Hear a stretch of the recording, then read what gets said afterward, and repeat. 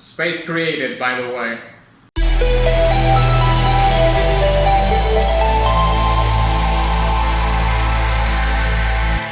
Greetings Wanderer, this is Avos here and welcome to the Void.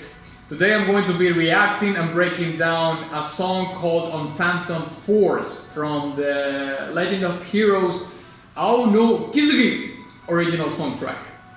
This is a very special request because this is the winner of another one of the polls that I've been doing in Patreon and Subscribestar. I am not familiar with this franchise, if that's the case, or this game. I don't really know if this is an anime or a game. I'm gonna have to research that later. But this was the winner of the poll, okay? So I don't know anything about this, like zero. Like when this was nominated for the polls, it's the first time that I've seen this ever in my life. And speaking of video games and anime and manga, please join my Discord server where we have been having a lot of fun discussing video games in general, anime, manga. We have been sharing a lot of music there. We have been having listening sessions where each of us pick a song and we queue it in a queue to listen to the track, and we talk about the music in a chat and so on and so forth. It has been a lot of fun, and we have gaming events planned in the future. So I will see you there. So onward! Unfathomed from the Legend of Heroes. Boom.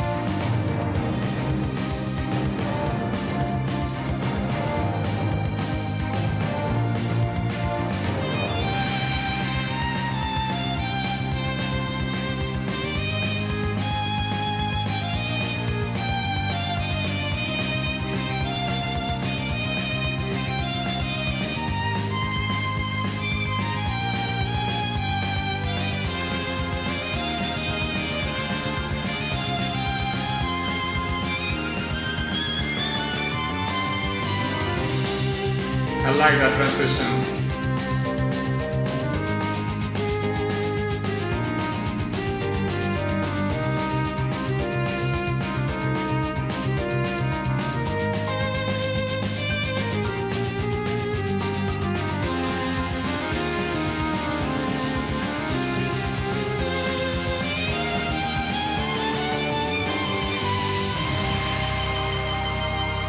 That was awesome.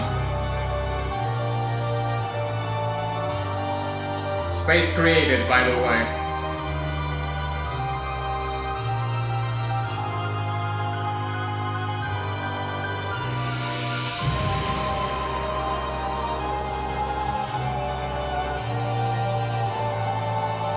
I really like the choirs in this part.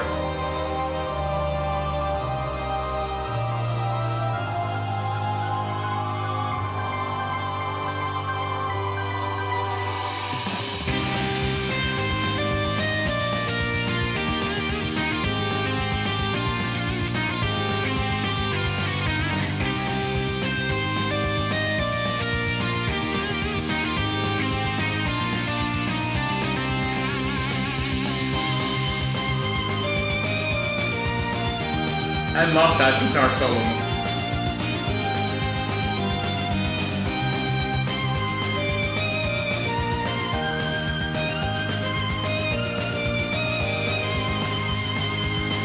And the strings basically did the same thing, for the most part.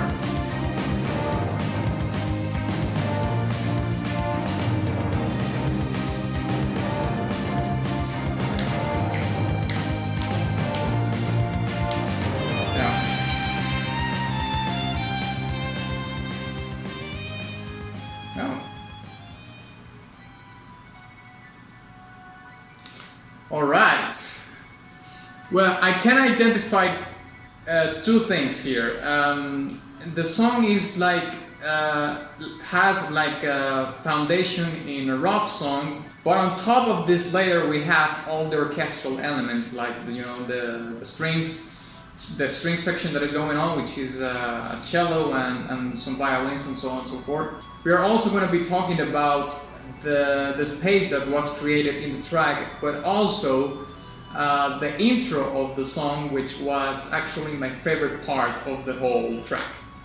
So let's break it down.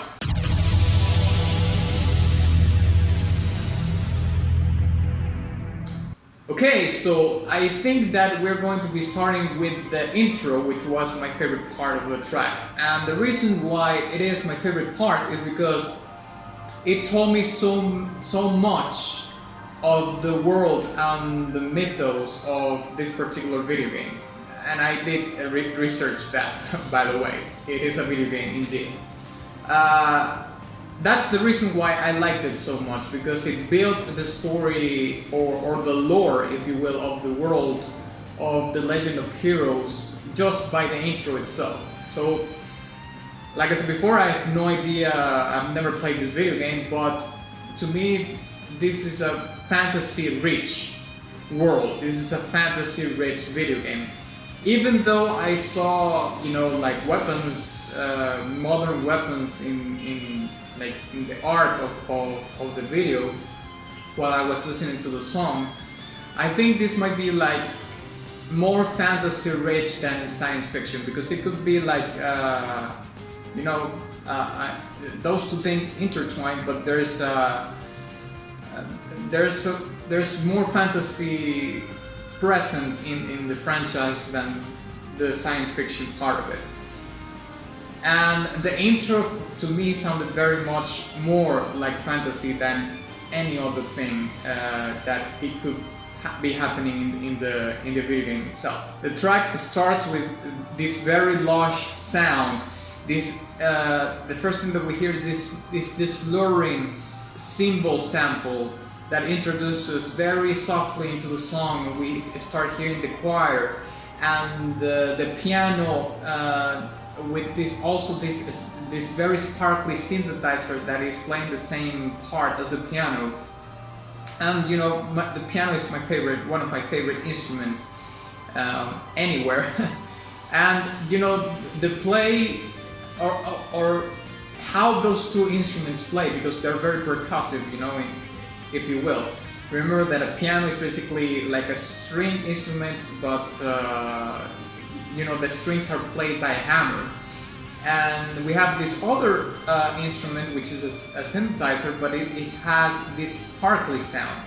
So the sparkliness, let's say, adds to the premise of the fantasy world in the intro, and of course in the game. The piano gives the song a little bit of a posh touch, or a more classical sounding song. But also we have the choirs that are just building even further what the world that the Legend of Heroes might be happening, like the mythos of it. Another thing that I liked about the choirs, the arrangement of the choirs at the beginning, was the dynamics that I was hearing, because it's not so much that there's tons of dynamics, it's just one dynamic, but it's very well done, which is basically the intensity of the note. You can hear it that when you hear the choir, it like comes in and then fades out. And that's because there's this very much deliberate decision of the composer to just not make the choir sound in your face, like at the first, like when the notes come, it's like you hear the choir, the full power of the note. No. He decided to give it to you like in a back and forth kind of way, You can hear the note building up, and then it hits you, and then it fades out, and then it comes again and hits you and fades out. So that builds a little bit of tension in the track, but also makes the arrangement so much more interesting.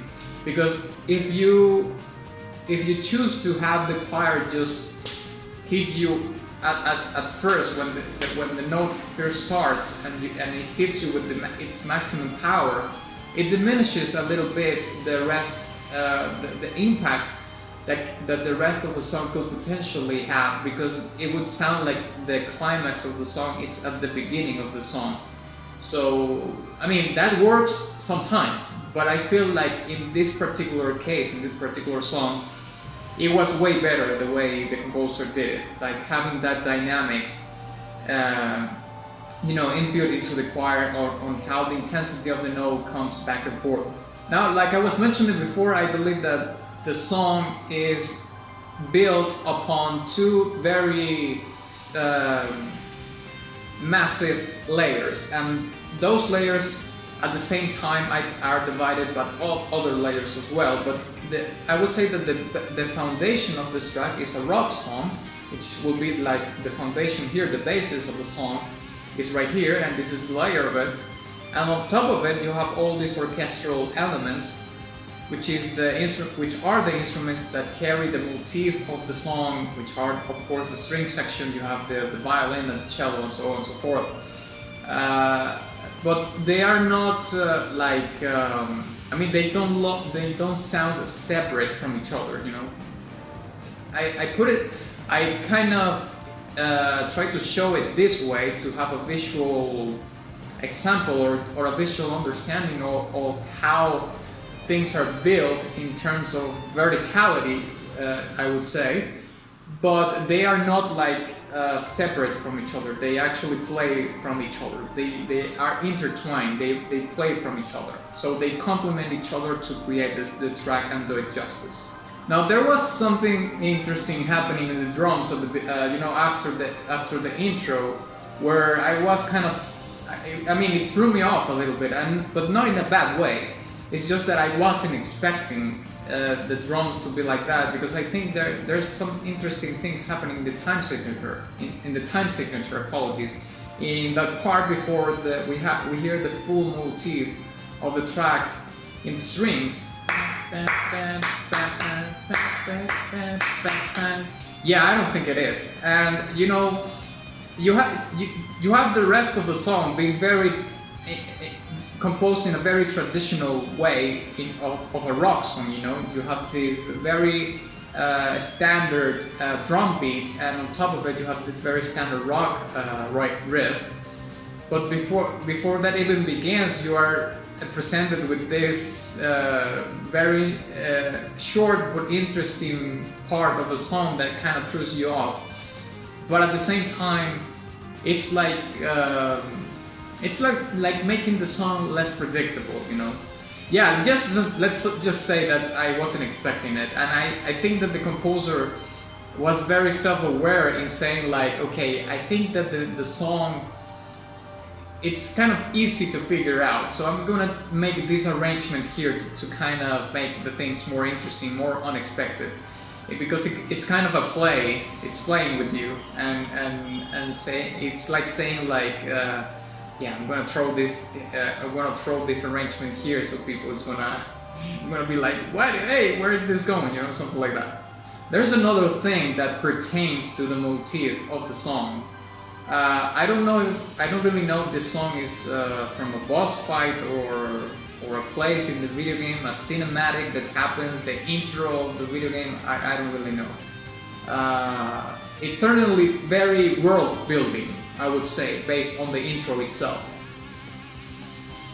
But I would say that regardless of that, this song has the Japanese touch all over it. Like the motif, the way, it's not so much the scales that Japanese composers use, it's how they use them. Because they use them in a way, and I have to find a way to articulate this even further. Maybe after the video I can think of something, but it's just the way they use the scale. It sounds like it pertains to the pop culture of Japan, and just by the expression of the notes that are played in the motif, but also the choosing of the notes of the scale and how they play, it has that Japanese touch all over it. Now let's talk about literally the space that is created at the half point of this track, because the song is roughly 3 minutes, and the space is created like in at the minute and a half part of the song, which is like basically half of the song. And I think that was brilliant, because it divides literally the song in half. Now it's fairly common that these kind of parts in interludes or sections that create space in music are stripped down or more tamed in some way. It can be stripped down by the amounts of instruments that are played, or it's tamed in the way that the instruments are played. But in this case, we hear that it's stripped down, because we don't hear the drums anymore, but and the guitar, but we hear the choirs and we hear the piano and the synthesizer, right? Now there's something very interesting happening here, because I believe that the way the choirs are, what the choirs are doing, based on the succession of notes, if you will, or the scale that they're singing, it's like the choirs are ascending and descending in this part in terms of the notes. And when you hear the choir ascending on the notes of the scale, you feel like it's going somewhere, it's building up to something, but then it descends on the scale, and then you say like, well, where this is going. So the tension is released a little bit, but then the choir starts ascending on the notes again, and then the tension starts building again, because you think something bigger is coming. But I think in that part, the choir does that like a couple of times, so it builds the tension even further, because although you have this dynamic in the tension just by the choirs themselves, in the big picture, in the big scale of that particular part of the song, it builds the tension twofold, because it teases you twice into thinking like, well, I think now it's coming, now the big part is coming again, but no, it's not coming yet. Another thing that I think pertains very much to the choirs in that part is that, to me, the sound of the choirs gives a lot of space by themselves. They like the sense of space. The choirs give the sense of space, especially how they are executed in this part. And it also has this roller coaster kind of characteristic to it, which I previously mentioned. And the piano and the synthesizer in that part are like in a supporting role, like it's an embellishment arrangement. If you strip that part even further, and you take the piano and the synths and the synthesizer, apologies, and you leave only the choirs can very much do the work by themselves. But I think that the composer said like, no, it sounds way too empty, there has to be something more. And I do agree in case he made that decision, that it needed to be more embellished and have these elements that serve as a thread into the premise of the fantasy world building of the track. Now, to finalize my commentary about this song, I would like to mention that I love the guitar solo because it was so incredibly simple. There's no wank, like there's a musician called Devin Townsend, and he talks about all this shredding stuff in the guitar, doing these crazy amazing solos in the guitar, and he calls that wanking. But yeah, it was like a no wank guitar solo. It was basically following the premise of the motif, the same notes. For the most part, I would say the guitar solo was basically that, just doing the motif in the solo. And I find that really good because usually when you hear a guitar solo, it goes wild or which sometimes it works, don't get me wrong, like sometimes doing these really shreddy guitar solos work, but I think that for this particular song it would have been very bad if the guitar solo was like some shreddy stuff, you know, like some wanky stuff. The fact that the composer decided to keep the guitar solo very simple, you know, just follow the motif of the song, worked perfectly, because it gave the song a different tone in terms of or even though almost a little bit of contrast in between how you hear the motif in the strings and how you hear them in the guitar solo, because after all, like I was mentioning before, the two main layers that this song has is the rock layer and the orchestral layer on top of it. So how can you have a rock layer without a guitar solo that pertains to it? But at the same time, it's like, let's keep it simple, let's give the guitar solo the presence that it needs, but at the same time just let it play something that contributes to the storytelling of the song or what the song really is. So yeah, I think I'm gonna give this track a silver badge. It didn't blow my mind in any sort of way, but at the same time it has very interesting arrangements, and I loved the intro of the song because the composer was able to build the whole world. Thank you very much for watching this video. If you enjoyed it, please give it a like and share it with your friend. Also, please don't forget to visit my Patreon or subscribe to in case you want to make a nomination, a track that you want me to analyze and break down. You can do that in Patreon or subscribe starting at $1, or you can visit my Ko-fi profile in case you want to make a one-time contribution, or my Teespring shop where you can get merch and all that jazz. And of course, ex nihilo nihil fit.